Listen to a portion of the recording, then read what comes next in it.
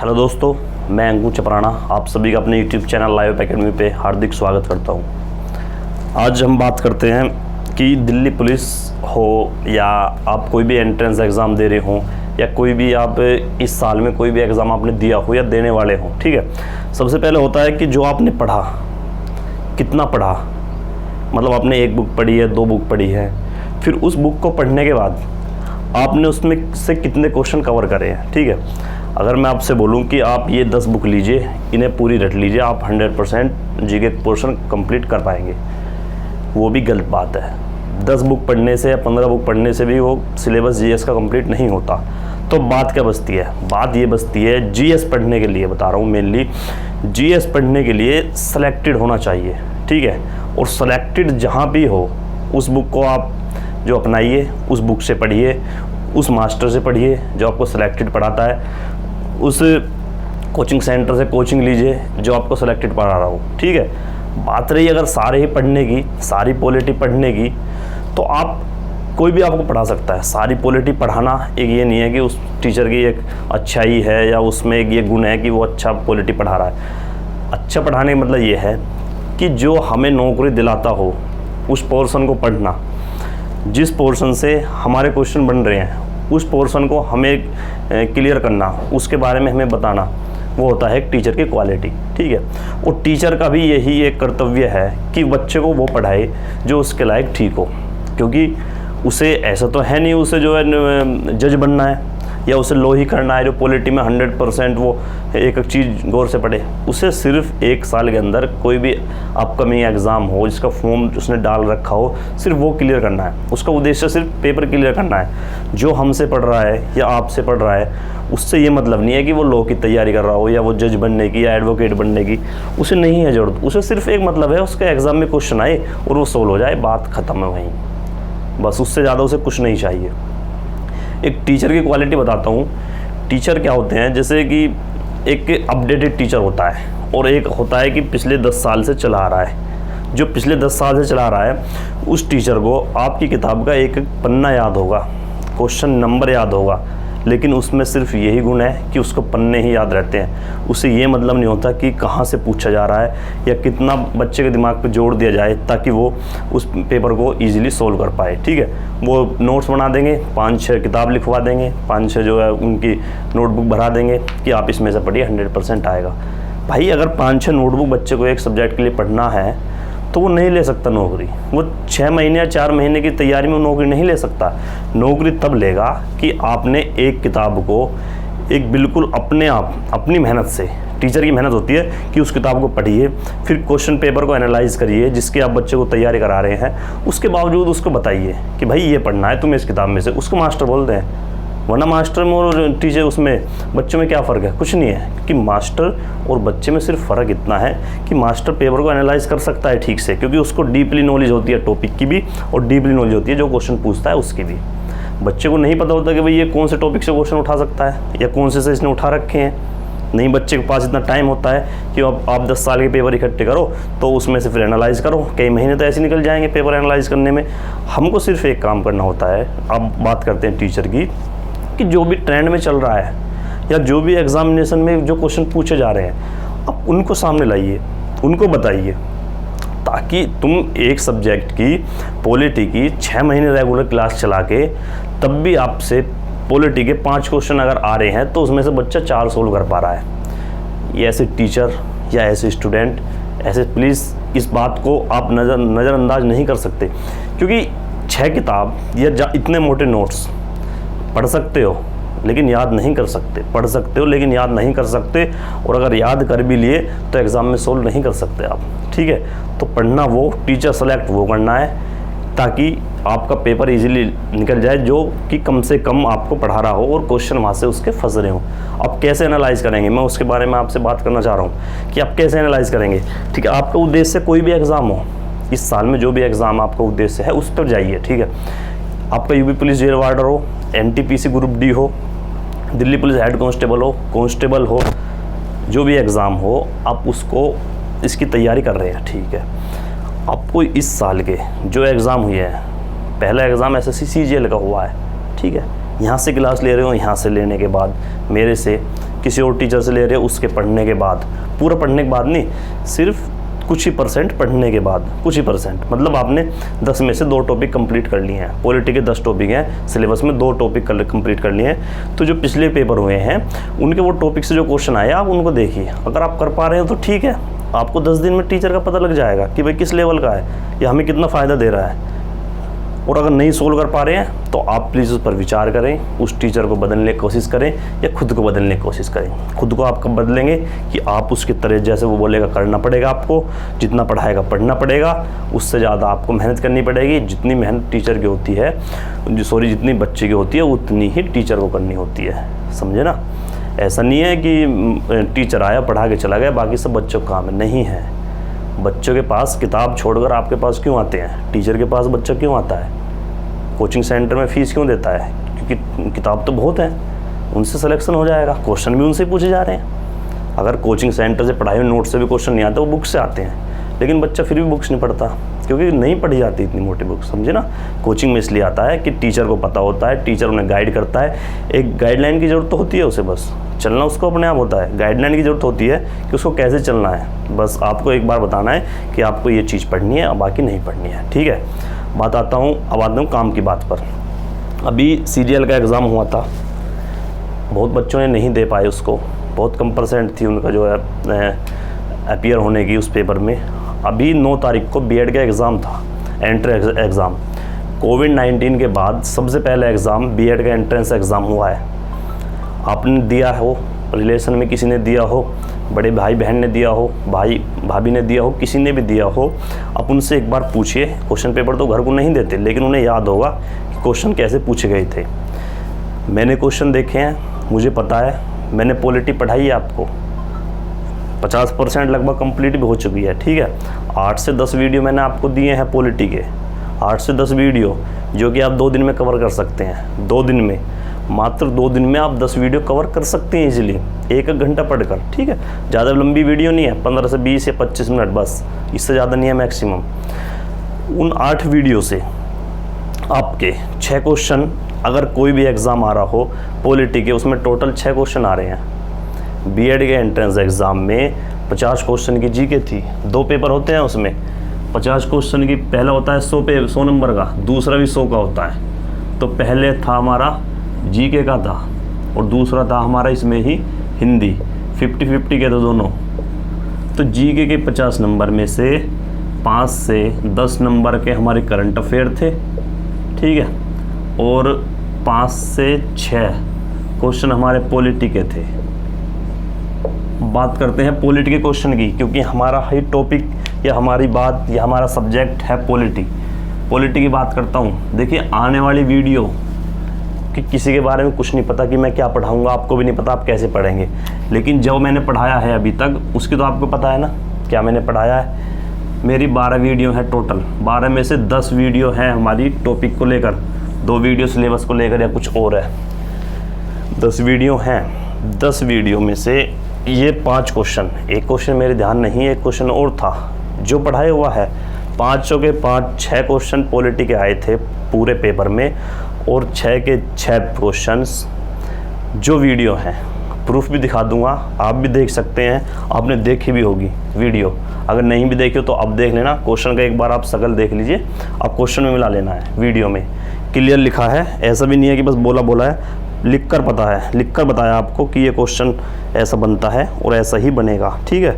लिख कर बताने की बात बता रहा हूँ मैं, सिर्फ बोलने से नहीं बता रहा हूँ। तो पहला क्वेश्चन जो आया था उसमें से 6 क्वेश्चन में से पॉलिटी के टोटल में से 100% पॉलिटी जो 10 वीडियो हैं उनसे आई है। आप क्या करना है, आपको वीडियो को इन क्वेश्चन देखने के बाद आप उन वीडियो को या टॉपिक से अलग अलग है, मैं टॉपिक का नाम बता दूंगा, वीडियो के नाम सीरियल नंबर मुझे नहीं ध्यान है, अब मैं उसका नाम बता दूंगा, वीडियो किस नाम से मिल जाएगी, ठीक है। आप उनको देखना है। पहला क्वेश्चन था भारत के राष्ट्रपति को शपथ कौन दिलाता है। राष्ट्रपति की वीडियो, 2 राष्ट्रपति की वीडियो बनाई थी, दूसरे में नाम थे सीरियल वाइज, पहले में राष्ट्रपति के बारे में सिर्फ डिटेल थी। पहली वीडियो आप देखिए, उसमें साफ लाइन लिखी है कि भारत के राष्ट्रपति को शपथ कौन दिलाता है, CJI, ठीक है, सुप्रीम कोर्ट का मुख्य न्यायाधीश हमारे राष्ट्रपति को शपथ दिलाने का काम करता है। पहला क्वेश्चन था। दूसरा क्वेश्चन था भारत के संविधान में कुल कितनी भाषाएं हैं। जब मैंने आपको भारत संविधान में पार्ट्स पढ़ाए थे, या बोलिए शेड्यूल भी पढ़ाए थे, अनुसूचियाँ पढ़ाई थी, तो अनुसूचियों में मैंने बताया था कि भारत के संविधान में कुल भाषाएं हैं। मूल संविधान में अगर पूछे, देखिए 2 तरह से क्वेश्चन बनता है। भारत के मूल संविधान में मतलब जब लागू हुआ था तो जब भाषाएं थी 14, लेकिन अब एट प्रेजेंट हमारी भाषाएं हैं 22। इस क्वेश्चन को आप देख सकते हैं अनुसूचिया वाली उसमें वीडियो में, ठीक है। तीसरा क्वेश्चन बनता है मौलिक अधिकार कौन से भाग के अंतर्गत आते हैं। जब मैंने फंडामेंटल राइट्स पढ़ाए थे तो शुरू में ही फंडामेंटल राइट्स की वीडियो पढ़ी है, उसके स्टार्टिंग में ही मैंने आपको बताया कि पार्ट 3 में मौलिक अधिकार हमारे हैं, ठीक है। मौलिक अधिकार हमारे भारत के भाग 3 में हैं, भाग 3 में फंडामेंटल राइट्स भाग 3 में। भारतीय संविधान को कब अपनाया गया। जब मैंने कॉन्स्टिट्यूशन की अपने की विशेषता बताई थी या मेकिंग ऑफ कॉन्स्टिट्यूशन बताया था, जैसे हमारा संविधान बना उस समय मैंने सभी समय समितियाँ बताई, या आप बोलिए कि सभी बैठक बताई कि पहली बैठक कब हुई, लास्ट कब हुई, इस पर वोटिंग कब हुई, अपनाया कब गया, लागू कब हुआ पूर्ण रूप से। तो उसमें भी एक लाइन थी और मैंने बताया भी आपको, आप उस वीडियो को जाकर देख लेना है। भारत संविधान को कब अपनाया गया। भारत संविधान को 26 नवंबर 1949 को अपनाया गया। अपनाने की बात आएगी तो 26 जनवरी 1949 को अपनाया गया, ठीक है। फाइनल कब हुआ कि हमारा ये अब बिल्कुल लागू होने वाला है 24 जनवरी को 1950, और मूल रूप से या आप बोलिए पूर्णतः ये हमारा लागू कब हुआ तो 26 जनवरी 1950 को। इससे कई क्वेश्चन बनते हैं, अब फिर दोबारा सुन लीजिए। अपनाया कब गया 26 नवंबर 1949 को। इसी दिन हम संविधान दिवस मनाते हैं। संविधान दिवस इसी दिन मनाते हैं क्योंकि इसी दिन हमारा जो भारतीय संविधान है उसको अपनाया गया था, ठीक है। इसी दिन हम कॉन्स्टिट्यूशन डे मनाते हैं। ये क्वेश्चन भी बनेगा, आप पक्का लिख लीजिए किसी न किसी एग्ज़ाम में। और इसका आंसर था हमारा 26 नवंबर 1949 को। 1949 को। नेक्स्ट क्वेश्चन बात पे आते हैं। पहली लोकसभा महिला स्पीकर, जिस पर कमेंट्स भी आए थे, मीरा कुमारी मैंने लिख दिया था, मीरा कुमार उसका आंसर था। लेकिन हाँ, एक बात और मैंने बताई थी कि मीरा कुमारी भी उसमें कई एग्जाम में मैंने देखा है और इतने बार देखा है, तो आपको तो क्वेश्चन याद हो जाना ही चाहिए, क्योंकि मैंने इसमें नेक्स्ट वीडियो में इसके लिए बात मैंने करी थी, जब लोकसभा की बात करी थी, उससे नेक्स्ट वीडियो में मैंने फिर से ये क्वेश्चन रिपीट करा था आपको कि ये इंपॉर्टेंट क्वेश्चन है, बहुत इंपॉर्टेंट क्वेश्चन है। मैंने तभी बताया था आपको, पहली महिला स्पीकर मीरा कुमार, ठीक है। ये क्वेश्चन मेरे ध्यान नहीं है, वो प्राइम मिनिस्टर से लेकर था, वो क्वेश्चन मेरे ध्यान नहीं आ रहा, उसके वो भी वीडियो का था, उसको मैं आपको बता सकता हूँ कि कौन सी वीडियो से है, लेकिन वो क्वेश्चन ध्यान नहीं है क्योंकि एग्ज़ाम पेपर वो घर के लिए नहीं देते। जो आपको देखना है या आपको पता लगेगा वो वहीं से ही पता लग सकता है, बस, ठीक है। अब बात करते हैं, तो पॉलिटी की हो गई है, अब बात करते हैं हम ज्योग्राफी की। ज्योग्राफी की 2 वीडियो आई हैं, 3 आ चुकी हैं, और ज्योग्राफी के 3 ही क्वेश्चन थे, जिसमें से 3 क्वेश्चन थे ज्योग्राफी के, जिसमें से 2 क्वेश्चन इन 3 वीडियो से थे। प्रूफ भी मैं दे दूंगा, अगर आपने क्वेश्चन पता हो तो आप उस वीडियो को देख लीजिए। पहला क्वेश्चन था हमारा उसमें कि सबसे ज़्यादा तटीय रेखा वाला राज्य कौन सा है, मतलब सबसे ज़्यादा उसकी तटीय रेखा कौन से राज्य की लगती है। आंसर था हमारा गुजरात की, ठीक है, सबसे ज़्यादा लगती है। फिर एक हमारा क्वेश्चन था इसी को लेकर कि लैंडलॉक वाला था, मतलब लैंडलॉक से मतलब है कि लैंडलॉक से नहीं था, वो क्वेश्चन था हमारा पहाड़िया एरिया से लेकर, उसका भी आंसर हमारे पास था और वीडियो में बताया भी था। वो क्वेश्चन मेरे कंप्लीटली ध्यान नहीं है, जिसका नाम था हमारा सिक्किम, ठीक है। 2 क्वेश्चन हमारे इससे थे, ज्योग्राफी से। 3 वीडियो से 2 क्वेश्चन थे, बाकी पूरी ज्योग्राफी है अभी। सिर्फ 2 क्वेश्चन थे हमारे 3 वीडियो से, और टोटल 3 क्वेश्चन हमारे आए थे। आप परसेंटेज देख लेना है, किस परसेंटेज से क्वेश्चन फंस रहे हैं, कितना आपने पढ़ा है। इस चैनल पर लाइव एकेडमी पे इतना मैं दावा ठोक कर कह सकता हूँ कि भाई जो भी एसएससी एग्ज़ाम लेगी, आपका जो भी एसएससी एग्ज़ाम लेगी, जो भी लेगी इस साल में एसएससी एग्ज़ाम जितने लेगी, जितना पढ़ा रहा हूँ या जितना पढ़ाऊँगा, जैसे मैंने आपको 50 पेज कराए, पॉलिटी के 50 पेज हो गए ना, सबसे ज़्यादा परसेंटेज आप कहीं और भी पढ़ रहे होंगे या आप पढ़ सकते हैं। 50 पेज में से सबसे ज़्यादा percentage, number of percentage of questions की बात का अगर मैं करूं तो इन 50 पेजों में से आएंगे। बाकी अगर 500 पन्नों की बुक है, उसमें से आपके 10 में से 10 क्वेश्चन फंस रहे हैं तो बड़ी बड़ी बात नहीं है, वो ज़्यादा बड़ी बात नहीं है। बड़ी बात कब है कि 50 पेज आपने पढ़े, 10 में से 8 क्वेश्चन आपके फंस गए, ये है बड़ी बात। ठीक है, इसको फॉलो करना है। एसएससी कैसे क्वेश्चन पूछती है ना, वो मुझे पता है। एसएससी जैसे भी क्वेश्चन पूछती है, क्योंकि मैंने आज तक एग्ज़ाम ही एसएससी के दिए हैं, उससे अलग एग्ज़ाम नहीं दिए। स्टेट लेवल के इतने एग्ज़ाम मैंने नहीं दिए जितने एसएससी के दिए हैं, क्योंकि एसएससी एग्ज़ाम भी ज़्यादा लेती है और उसका पैटर्न भी फिक्स है। पैटर्न उसका फिक्स है क्योंकि वो बच्चों की डीप नॉलेज चेक नहीं करना चाहती है, बस उसको एक बेसिक थोड़ा बहुत जानकारी होनी चाहिए। पॉलिटी की थोड़ी बहुत जानकारी हो गई, ऐसी ज्योग्राफी की हो गई, अपने भारत का नक्शा वक्शे की लेकर बात हो गई, राज्य को लेकर हो गई, ऐसे मोटे मोटे क्वेश्चन वो पूछता है। अब बात करते हैं अपने दिल्ली पुलिस की। एक बात ध्यान रखना, दिल्ली पुलिस का एग्ज़ाम एसएससी ले रही है, इस बात को ध्यान रखना है आपको।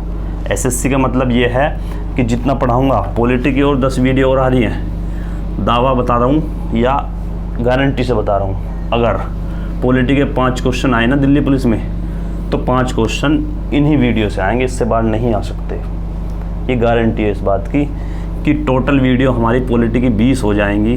ड्यूरेशन हमारा हो जाएगा लगभग हमारे 8 से 10 घंटा। 8 से 10 घंटे की क्लास में, 8 से 10 घंटे की क्लास में आपके पॉलिटी के 5 में से 5 क्वेश्चन फंसेंगे। पॉलिटी के लगभग 5 क्वेश्चन आएंगे, 5 से 8 क्वेश्चन आएंगे।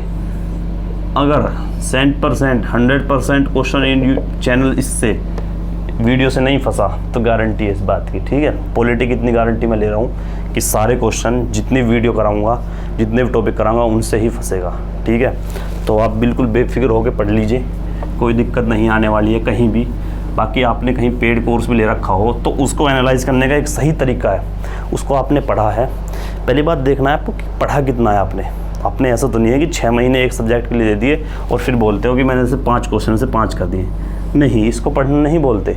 ऐसे तो बहुत बच्चे हैं, बच्चे आगे कंपटीशन में वो निकलेगा जिसने 5 में से 5 क्वेश्चन मात्र 15 दिन में कवर किए हैं। मात्र 15 दिन में वो कंपटीशन बीट करता है। ठीक है, ये इंटर हाई स्कूल का एग्जामिनेशन नहीं है कि पूरी साल मिलेगी, 5 एग्ज़ाम होंगे, एक में नहीं तो दूसरे में, तीसरे में। एक ही एग्ज़ाम होता है, याद रखना, एक एग्ज़ाम होता है, एक में ही आपको स्कोर करना पड़ता है, आपको नेक्स्ट का वेट नहीं करना होता। अच्छी बात क्या बताता हूँ कि एसएससी जो दिल्ली का पेपर ले रही है, दिल्ली पुलिस का, उसमें 3 सब्जेक्ट हैं। पहला जीके है, दूसरा हमारा मैथ है, वो रीजनिंग है, और तीसरा हमारा मैथ है। ठीक है, वेटेज आपको मैंने बता रखा है। आज इसके बारे में बात करेंगे, कौन सा क्वेश्चन कहाँ से फंसेगा, कौन से टॉपिक से कब क्वेश्चन पूछा जाता है। जीके में मैं पोर्शन बताता हूँ क्या क्या है। पहला आता है इसमें जीके आ गई हमारी 60 नंबर की। इसी में कंप्यूटर भी इसी में ही है। बाद में कमेंट करो कि कंप्यूटर नहीं है, कॉल आएगी कंप्यूटर कहाँ है। कंप्यूटर 60 में ही है, 60 में से 10 नंबर का अलग कंप्यूटर है। ठीक है, इस बात को ध्यान रखना है आपको। रीजनिंग आपकी 25 नंबर की है, 15 नंबर का मैथ है। सबकी डीपली बात करूँगा, सारी बातें क्लियर हो जाएंगी, ध्यान से सुनना है।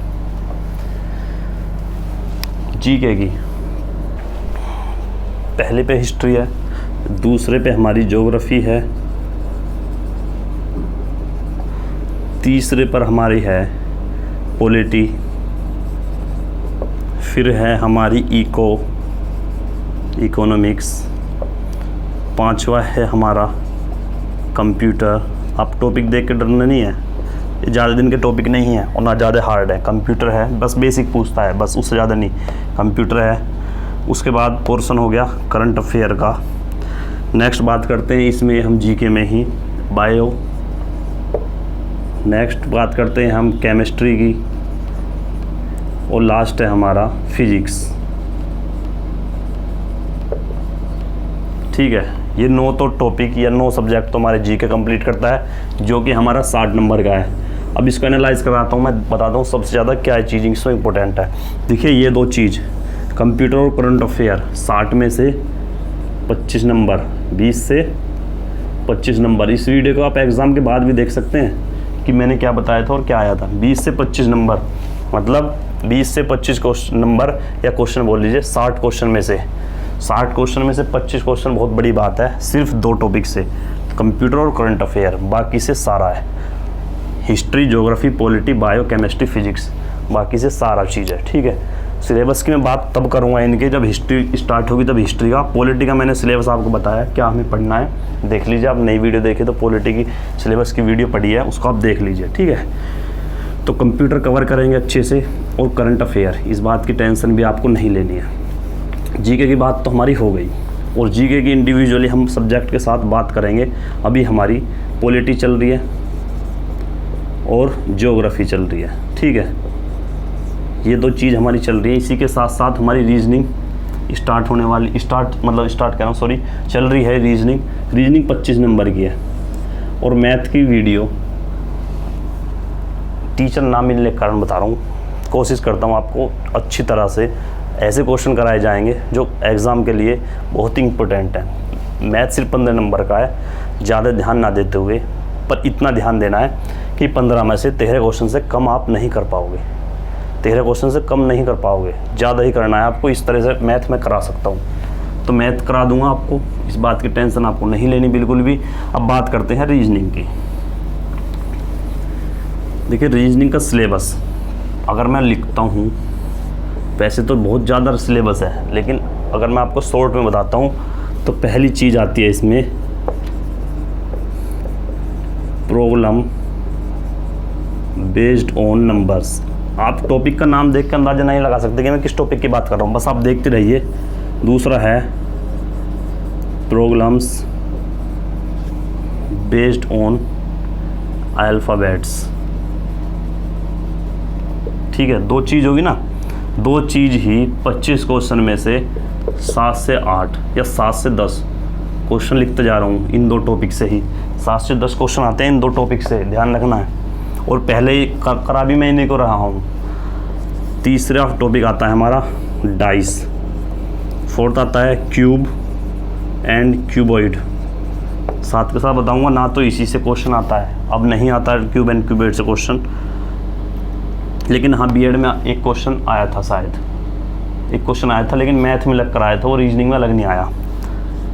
5th आते हैं हम मिरर इमेज। पहले एक वाटर इमेज हुआ करती थी, उसके क्वेश्चन अब नहीं आ रहे, कई साल हो गई है, उसको आप रहने दीजिए, उसको पढ़ने की आवश्यकता नहीं है। ठीक है, मिरर इमेज हो गई है। फिर अब बात करते हैं हम किलो एंड कैलेंडर। यहाँ से क्वेश्चन आता है 1 से 2 बस, इसमें ज़्यादा क्वेश्चन नहीं आते। मिरर इमेज का एक क्वेश्चन आता है। 7वां नंबर है हमारा कैलेंडर हो गया, सिटिंग अरेंजमेंट। एक क्वेश्चन सिटिंग अरेंजमेंट का आता है। एक क्वेश्चन हमारा आता है 1 से 2 क्वेश्चन आते हैं हमारे डायरेक्शन को लेकर, दिशा संबंधी जो क्वेश्चन आते हैं, 1 से 2 क्वेश्चन दिशा संबंधी से आते हैं। और नेक्स्ट बात करते हैं हम ब्लड रिलेशन, रक्त संबंधी, मामा फूफी की जो बात होती है, ब्लड संबंधी से भी 1 से 2 क्वेश्चन बनते हैं, ब्लड संबंधी से भी। ठीक है, ये तो बहुत पुराना टॉपिक है और अच्छा फेमस टॉपिक है ये। ठीक, और अब टॉपिक बचते हैं इसमें मैट्रिक्स, एक क्वेश्चन, और अब बचते हैं हमारे पेपर कटिंग, एक क्वेश्चन, पेपर फोल्डिंग, एक क्वेश्चन। पेपर कटिंग या फोल्डिंग में से एक में से बनता है, सिर्फ कटिंग से या फोल्डिंग से। नेक्स्ट बात करते हैं हम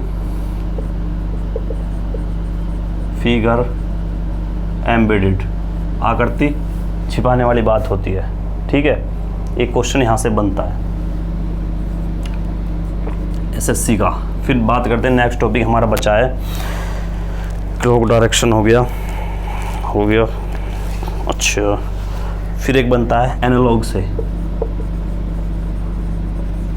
और जो सबसे डरावने और सबसे जो हार्ड माने जाते हैं, स्टेटमेंट एंड कंक्लूजन या स्टेटमेंट एंड अजम्पशंस। कैमरा उससे स्टैंड से गिर रहा है, इस वजह से थोड़ी दिक्कत है, सॉरी। और नेक्स्ट टॉपिक अगर मेरा और बचता है या आपको और कराना है तो मैं उसको करा दूंगा। सिलेबस मेरे सामने है, आपको पीडीएफ में दे दूंगा सिलेबस की। रीजनिंग कवर हो जाएगी, सारी ही चीज़ें कवर होंगी। मैथ की मैं बात करता हूँ तो मैथ का ज़्यादा सिलेबस नहीं है, एक अर्थमेटिक होती है। मैथ दो भाग में होता है, एक अर्थमेटिक और एक एडवांस।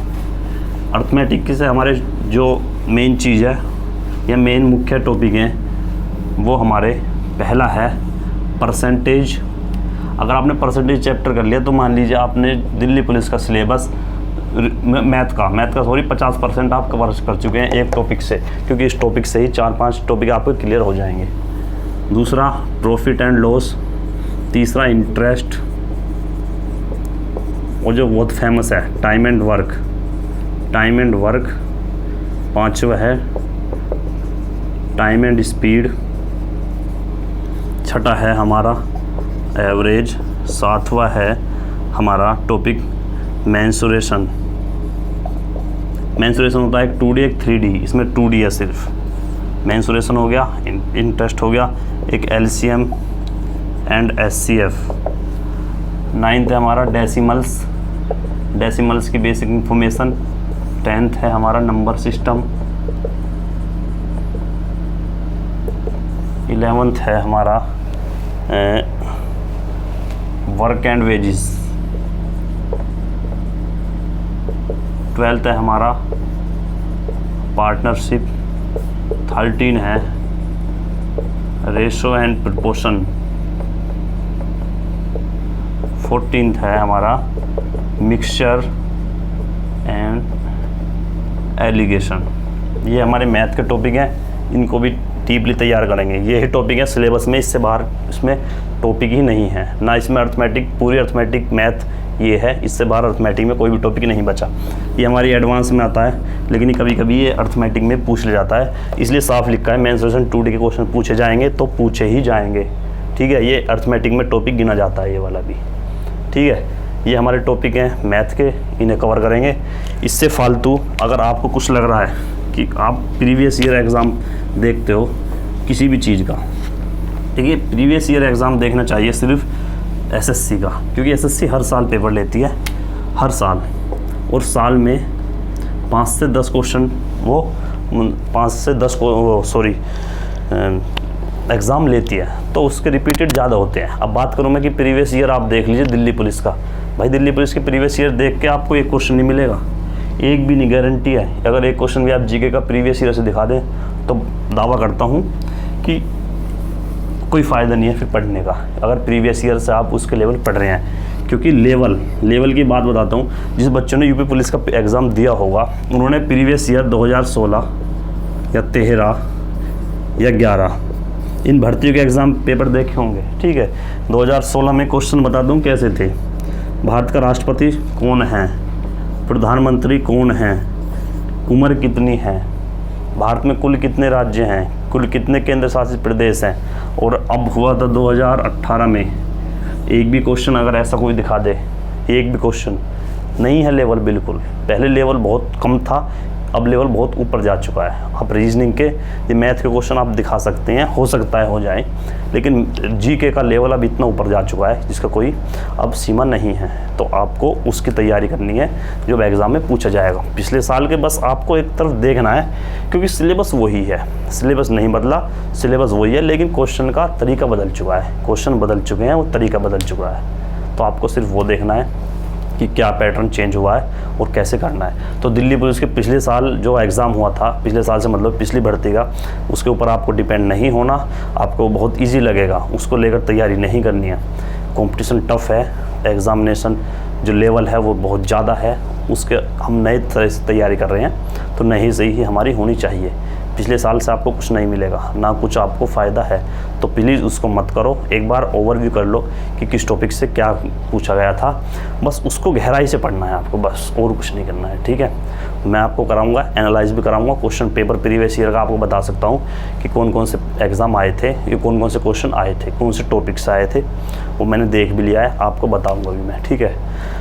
और चैनल को सब्सक्राइब कर दो, ज़्यादा से ज़्यादा शेयर करा करो वीडियो को, और लाइक देखने के बाद लाइक करना पड़ता है, ठीक है।